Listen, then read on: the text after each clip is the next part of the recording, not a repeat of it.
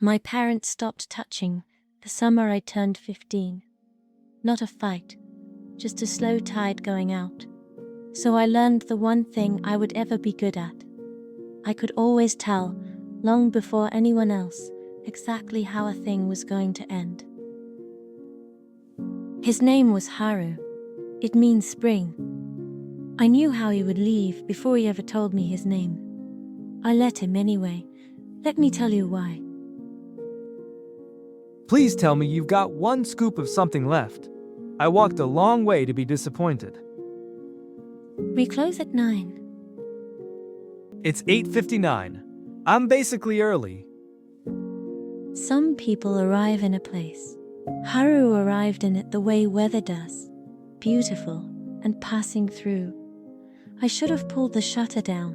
Instead, I reached for a spoon. It's the sea salt. Nobody likes the sea salt. That's the best thing I've had all summer. You're lying. Yeah, but I'd come back for it anyway. That was the first lie.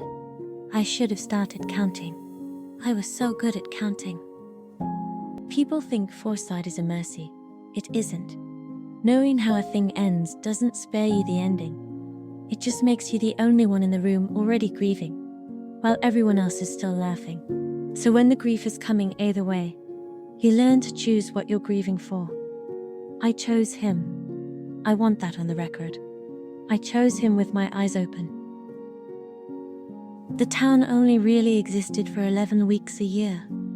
The rest of it was shutters and salt and my mother's radio.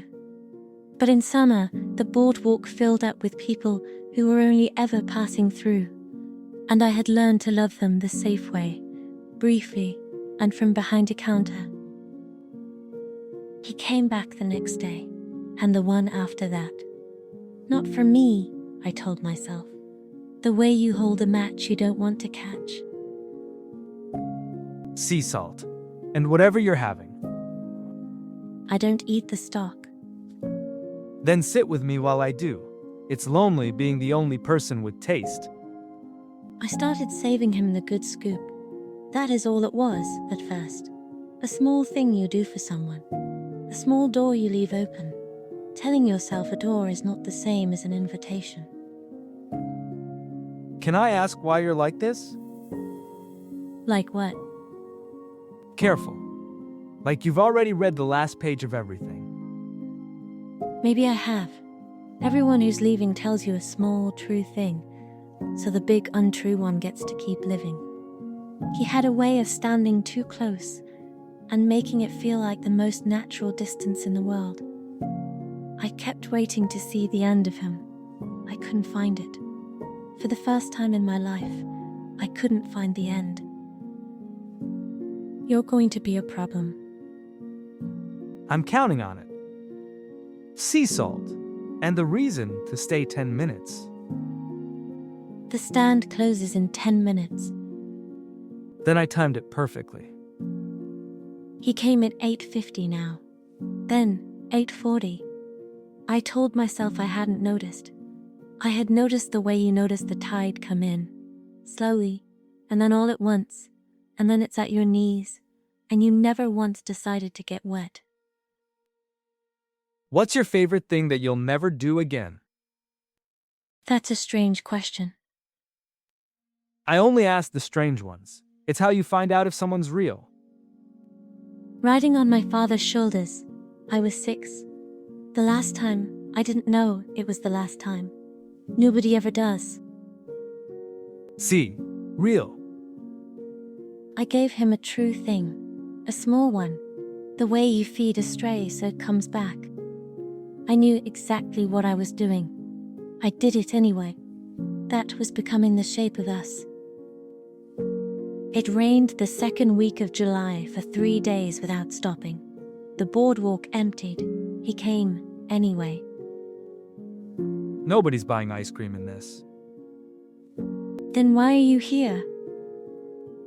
I didn't come for the ice cream. We stood under the awning while the rain built a wall around just the two of us, close enough that I could smell the salt and the wet cotton of his shirt, and he did not kiss me. Somehow that was worse, or better.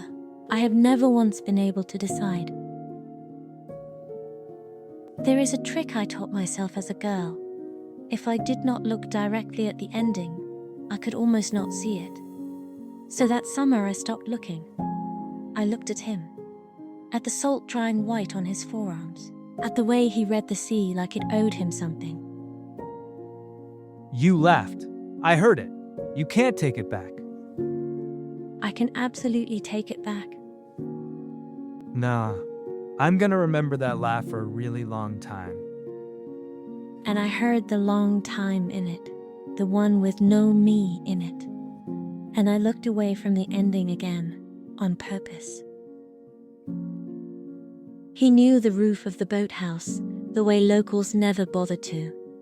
We lay back on the warm tin, and the whole summer sky came down to meet us. Make a wish. You already used that line at the festival. I'm going to use it every time, until you actually do it. I didn't tell him I don't wish. Wishing is only wanting with the lights off. And I could already see, up there in all that light, exactly how few of these nights were left. I counted them. I have always been so good at counting. If I kissed you right now, would you already know how it ends? No, that's the terrifying part. I don't. Tell me to stop and I'll stop. Don't stop.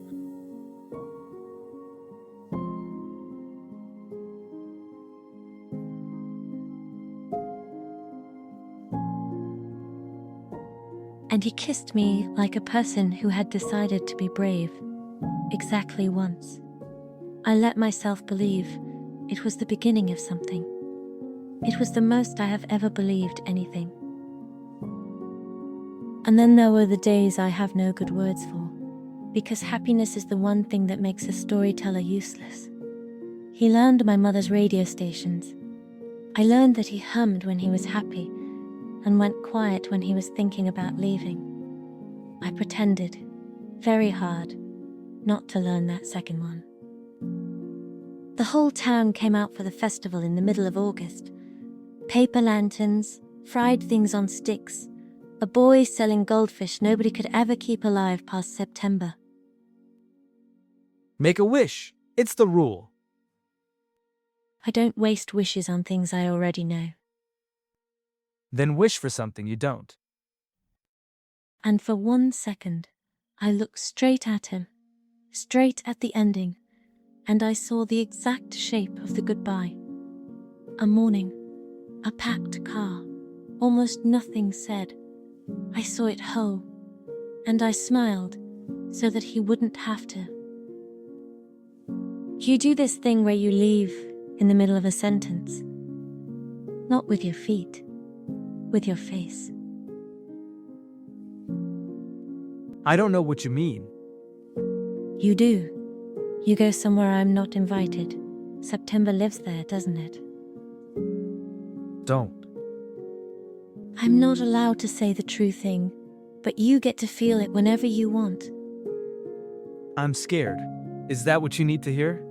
I'm scared, because this was supposed to be nothing, and it's the least nothing I have ever felt in my life. It was the closest he ever came to saying it. We didn't speak for 1 whole day.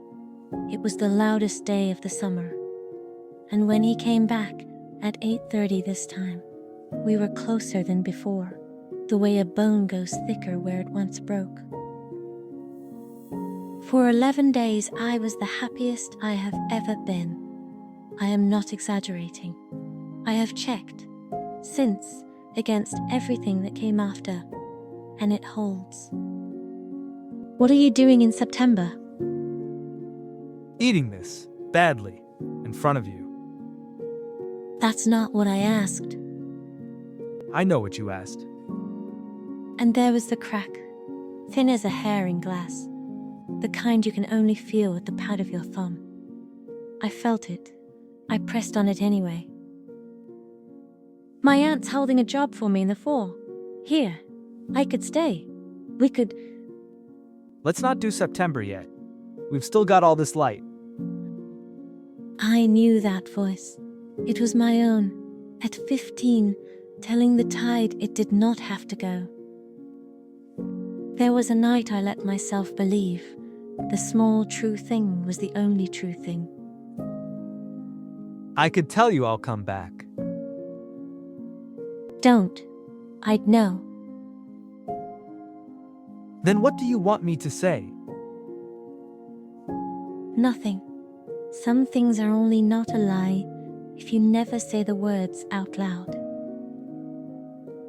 I won't give you that night. It is the one thing from that whole summer that is still only mine. I knew. I want to be clear that I knew. I fell the rest of the way down on purpose, with my eyes open, because some part of me decided a real ending was worth a real fall, even mine. I was never staying now. I knew in June. There's a school, my father, a whole life with my name already on it.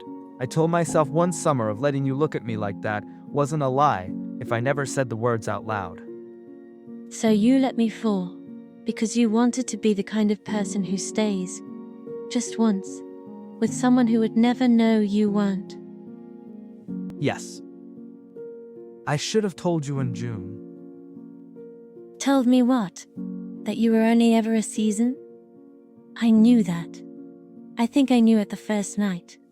I just thought I'd get to keep the part that mattered. Which part? The part where you meant it. I did mean it. I mean it now. That's the... It did not break. That is the part nobody warns you about. It thinned. He came by less. The good scoop stayed under the counter, going soft, saved for a boy who was already busy leaving. We were unfailingly kind to each other. Kindness, at the end, is just grief with good manners. Can I have the good scoop? One last time. I gave it to him. Of course I gave it to him. And he ate it standing by the car with the engine running. And then he was weather again, passing through, gone north, to the life with his name on it. Bye now. Here is the thing no one warns you about, a first love. It doesn't break. Breaking would be merciful. You could sweep it up, throw it out. It diminishes. It gets a little smaller every time you take it out to look at it, until one summer it fits in your pocket and weighs almost nothing at all. I worked the stand through the autumn. I stopped saving the good scoop. There is no one to save it for. That is not sad. It is just true. And I have made a whole life out of telling the difference. I was always so good at knowing how things ended. I never learned how to want them any less. They ask me sometimes if I would change it, knowing if I would skip the summer to skip the autumn. No. God, no. I would do it exactly the same. I would still not say the words. I would still give him the good scoop. Because this is the thing about knowing how it ends. It was never the ending I loved. It was the letting. It was choosing the open window in a house I already knew the weather would find. His name was Haru. It means spring. He was only ever a season. So was I. So is everyone. Nobody likes the sea salt.